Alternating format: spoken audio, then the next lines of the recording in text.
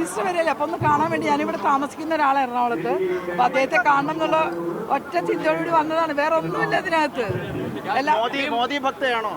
ഭക്തി എന്തിനാണ് നമ്മൾ ആരാധിക്കുന്ന ഒരാളാണോ പ്രധാനമന്ത്രി? നമ്മൾ ഭക്തിക്കണം, അങ്ങനെയുള്ള ആളുകളുണ്ട്, അതാണോ? അതല്ല, അങ്ങനെ അതിന്റെ ആവശ്യമൊന്നുമില്ല. ഈ ചോദ്യം തന്നെ തെറ്റാണ്. ഭക്തിക്ക് ആരെ വ്യക്തിപരമായി ഭക്തിക്കേണ്ട ആവശ്യമൊന്നുമില്ല. നമ്മൾക്ക് സ്നേഹമാണ്. ഒരു ഒരു ഇന്ത്യൻ പ്രധാനമന്ത്രി വരുമ്പോൾ കാണുക എന്നുള്ളത് മാത്രമേ നമ്മൾ ഉദ്ദേശമുള്ളൂ.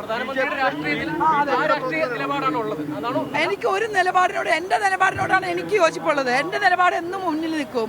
പിന്നെ കാണുക എന്നുള്ളത് നമ്മുടെ ഒരു ആഗ്രഹം, വരുന്നു കാണുന്നു, അത്രയേ ഉള്ളൂ. ഇതിനകത്ത് വേറെ ഒന്നും കാണണ്ട. ബി.ജെ.പിയുടെ പ്രത്യക്ഷത എന്തിനാണ് മാഷേ? ഇതൊരു ഇന്ത്യൻ പ്രധാനമന്ത്രിയല്ലേ വരുന്നത്. ആര് ക്ഷണിക്കുന്നത്? നമുക്കൊരു പൗരനല്ലേ, നമുക്ക് ആവശ്യമില്ലേ? കാണാൻ ആഗ്രഹമുണ്ടോ, വന്ന് കാണാം, അത്രേ ഇതിനകത്ത് പ്രതീക്ഷിക്കുള്ളൂ. ഓക്കെ, പോയിട്ട് വരാം, ഇനി സമയമില്ല.